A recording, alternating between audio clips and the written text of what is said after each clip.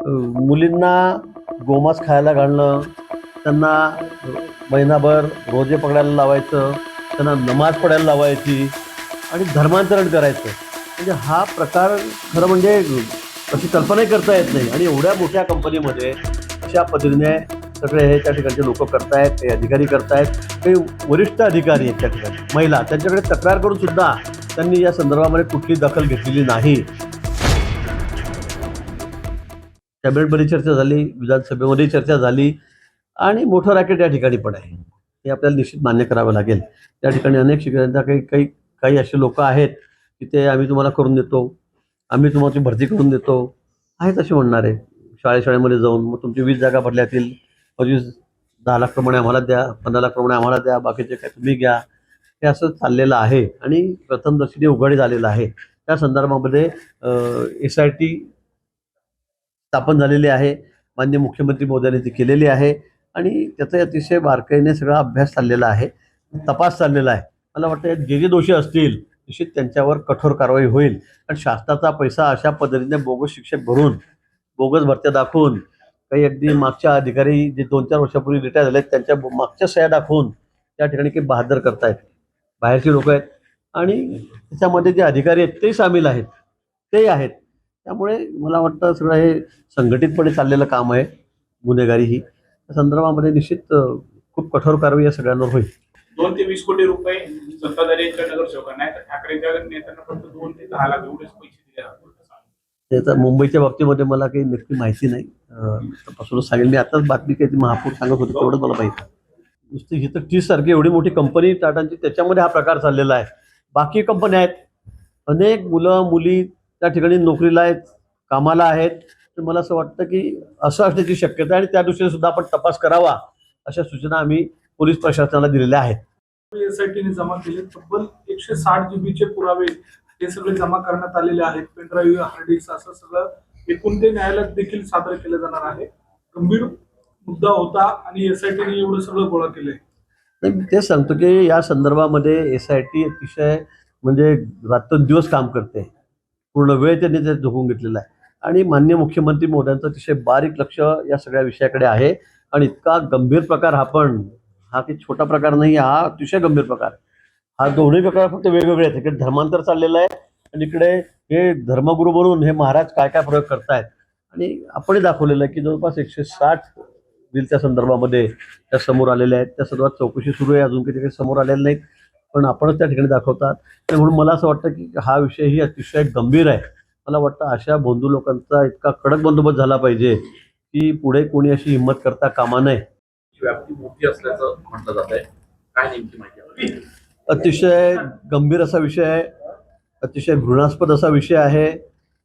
एवढ्या मोठ्या कंपनीमध्ये अशा पद्धतीने त्या ठिकाणी हा अत्याचार चाललेला आहे. धर्मांतरणासाठी त्या ठिकाणी वाटेल तसे प्रयोग केले जात आहेत, नोकरीचं आम्ही दाखवलं जात आहे, देवदेवतांबद्दल अतिशय आपल्या घाणेरडं बोललं जात आहे. मला वाटतं यापेक्षा गंभीर विषय दुसरा असू शकत नाही. पण या संदर्भामध्ये माननीय मुख्यमंत्री महोदयांनी अतिशय गंभीर दखल घेतलेली आहे. मुंबईहून सुद्धा टीम या ठिकाणी इन्क्वायरीसाठी आलेल्या आहेत. नाशिक पोलिसांचं मी अभिनंदन करेल की त्यांनी हा विषय, हा जो प्रकार आहे हा सुद्धा शोधून काढलेला आहे. आणि म्हणून या संदर्भात 6 लोकांना ताब्यात घेतलेला आहे. त्यांची कसून चौकशी सुरू आहे. आणि मला वाटतं याची व्याप्ती खरंच ही मोठी असू शकेल, मोठी असेल, निश्चित असेल. आणि म्हणून त्या संदर्भामध्ये सगळ्या चौकशा सुरू आहेत.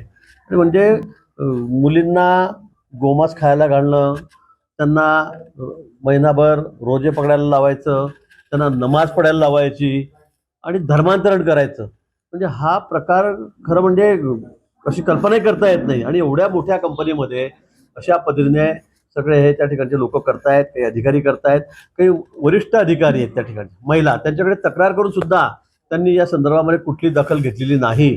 त्यांच्यावर सुद्धा गुन्हा दाखल करण्यात आलेला आहे. आणि अतिशय सगळ्या गांभीर्याने सगळ्या विषयाची चौकशी या ठिकाणी सुरू आहे. मला वाटतं पुढच्या काळामध्ये सुद्धा अजून काही लोक यामध्ये निष्पन्न होतील. आणि मी तर CPंना बोललेलो आहे, त्यांना म्हणालेलो आहे, मुख्यमंत्री महोदयांनी सुद्धा सूचना दिलेल्या आहेत की आजूबाजूला काही कंपन्या आहेत त्या ठिकाणी असे प्रकार असण्याची शक्यता आहे. आणि म्हणून मला वाटतं तिथे चौकशी करावी. अन्यथा जे पीडित असेल त्यांनी पुढे यावं, त्यांचं नाव गुप्त ठेवण्यात येईल. त्यांनी सुद्धा पुढे जर तक्रार केली तर मला वाटतं या संदर्भामध्ये अतिशय गांभीर्याने हा विषय घेऊन जे दोषी आहेत त्यांच्यावर अतिशय कठोर कारवाई, कठोर म्हणजे या पुढच्या काळामध्ये अशी कोणी हिंमत करणार नाही अशी कारवाई त्यांच्यावर केली जाईल. मला वाटतं तशा सूचना माननीय मुख्यमंत्री महोदयांनी दिलेल्या आहेत. या संदर्भामध्ये या समित्या नेमल्या गेल्यात, पण त्या अधिक ऍक्टिव्ह व्हाव्यात, त्यांनी काम करावं. पण कोणीतरी पुढे आल्याशिवाय त्या गोष्टी कळत नाही. काय इतक्या छुप्या पद्धतीने सगळ्या गोष्टी चाललेल्या आहेत. पण आता एखाद दुसरी महिला पुढे आली किंवा एखादा दुसरा प्रकार पुढे आला की मग त्यातून सगळे प्रकार पुढे येतात, जसं महाराजांचं झालेलं आहे. कोणालाच कल्पना नव्हती, सगळेच त्या ठिकाणी जात होते, कॉर्पोरेट क्षेत्रात जात होते, पॉलिटिकल जात होते, सगळेच IAS IPS पासून नावं त्यामध्ये आहेत. मग मला वाटतं की एखाद दुसरं नाव पुढे आलं किंवा सगळे प्रकार समोर येत आहेत. आणि म्हणून मला वाटतं ज्या ज्या ठिकाणी काही प्रकार चालले असतील ती नुसती माहिती जरी आम्हाला दिली, माहिती जरी आम्हाला कळाली, पोलिसांना कळाली, तर निश्चित त्या संदर्भामध्ये सखोल चौकशी करून ते सगळं रॅकेट खोदून काढण्यात येईल. जे ठाकरे सेनेचे खासदार आहेत 8 ते त्यांच्या संपर्कात आहे अशी चर्चा काल बैठक देखील ऑनलाईन त्यांची झाली. नाही, मला की या संदर्भात फार माहिती नाही. टायगर ऑपरेशन काय काय माहिती, पण सध्या आमचं कमळ ऑपरेशन तर काही नाही. मला वाटतं त्याची बातमी कुठे नाही आहे. असेलही काय, आता लोक तिकडे अस्वस्थ आहेत. ठाकरे सेनेत राहायला कोणालाही रस राहिलेला नाही. आमदारांची तीच परिस्थिती आहे, खासदारांची तीच परिस्थिती आहे. बघू आता कसं कोणाचं कसं ऑपरेशन सक्सेस होतं, काय होतं. त्यामुळे रॅकेट असण्याचा संशय आहे. निश्चित त्याच्यामध्ये रॅकेट असण्याची शक्यता आहे, संशय आहे, असू शकेल. आणि 4-5 जण मिळून ज्या पद्धतीने मुलींना ब्लॅकमेल करत होते, नोकरीचं आमिष दाखवत होते आणि मग तिसऱ्याच माणसाला तिच्याकडे पाठवून की तुझे फोटो माझ्याकडे आहेत, तुझे व्हिडिओ रील माझ्याकडे आहेत, मग माझ्याबरोबरही चल, मैत्रिणींना पण आण. हे सगळं एक रॅकेट आहे, हे सगळं रॅकेट आहे, प्रथमदर्शनी दिसतंय. आणि म्हणून या संदर्भामध्ये अतिशय कसून चौकशी सुरू आहे. या बाबतीमध्ये कोणालाही माफी दिली जाणार नाही, कोणी यातून वाचणार नाही. पण हा विषय मला वाटतं अतिशय गंभीर आहे.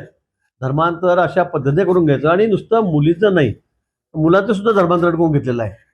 त्याला पैशाचं आमिष, त्याला नोकरीचं आमिष, त्या ठिकाणी जाऊन त्याला नमाज पडायला लावतायत, त्याला गाईचं गोस खावायला लावतायत, गाईचं मांस खायला लावतायत. हा प्रकार मला असं वाटतं की अतिशय गंभीर आहे आणि याची व्याप्ती निश्चित मोठी असू शकते. म्हणून त्या संदर्भामध्ये आता चौकशी सुरू आहे. मी पुन्हा आवाहन करेल, जे पीडित आहेत त्यांनी समोर यावं, त्यांचं नाव गुप्त ठेवण्यात येईल, पण त्यांनी या संदर्भामध्ये आता तक्रारी कराव्या. प्रक्रियेमध्ये आहे तर त्याबाबत काही निर्णय होणार? निश्चित त्या संदर्भामध्ये सुद्धा विचार करावा लागेल, अतिशय गांभीर्याने विचार करा. त्या ठिकाणी नोकरीचं आमिष दाखवून मुलींवर अशा पद्धतीने अत्याचार होतोय, धर्मांतरण केलं जातंय, त्यांना गाईचं मांस खायला लावतायत. मला वाटतं हा विषय अतिशय गंभीर आहे. म्हणजे या ठिकाणी सुद्धा असं की नोकरी लावून देतो वगैरे म्हणणारे की लोक आहेत का, बहादर आहेत का, तसं की चाललंय का. अतिशय सिरियस, अतिशय गांभीर्याने हा विषय सुद्धा त्याच्याकडे बघावं लागेल. आणि मी पुन्हा सांगेल की इतर कंपन्या ज्या आहेत त्या ठिकाणी सुद्धा खूप लक्ष घालण्याची गरज आहे, खूप लक्ष घालण्याची गरज आहे. मला वाटतं हे सगळं रॅकेट आहे. धर्मांतराला आपण नाही नाही म्हणतो, पण आमचे विरोधक फार मोठमोठी भाषणं त्या ठिकाणी विधानसभेमध्ये करतायत. पण हा प्रकार त्यांनी बघावा जरा काय चाललंय म्हणून, कशा पद्धतीने चाललेला आहे, कशा पद्धतीने ब्लॅकमेल केलं जाते मुलींना, हे त्यांनी बघावं. आणि मला वाटतं हे सर्रास सुरू आहे. निश्चित त्याची सगळी पाळंमुळं खोदली जातील. पुन्हा सांगेल की शासनाने, गृह खात्याने, माननीय मुख्यमंत्री महोदयाने अतिशय गांभीर्याने हा विषय घेतलेला आहे. आणि म्हणून मुंबईच्या टीम सुद्धा येऊन त्या ठिकाणी बसलेल्या आहेत, तपासणी करतायत.